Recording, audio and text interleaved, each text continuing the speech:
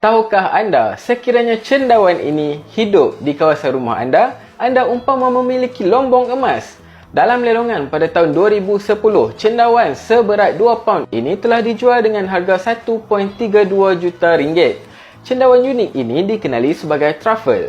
Terdapat banyak jenis truffle di pasaran. Namun, yang paling mahal menurut laman web truffle.farm ini adalah Italian White Truffle yang dijual pada harga RM30,000 untuk sekilogram.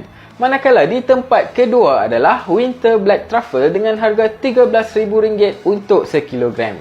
Kenapa mahal sangat? Tahukah anda truffle sangat susah untuk ditanam kerana ia hidup liar dan sangat memilih tempat untuk tumbuh. So, proses untuk mencari truffle juga sangat rumit di mana mereka terpaksa melatih anjing untuk mengesan truffle kerana ia hidup di dalam tanah. Jadi, setiap kali anda keluar untuk mengutip truffle, anda diibaratkan mencari harta karun, guys.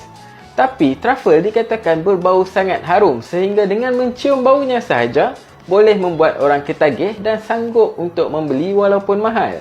So, macam mana? Anda sanggup tak beli sekilo truffle ni untuk makan kat rumah anda? So, siapa yang dah pernah makan? Kongsikan pengalaman anda.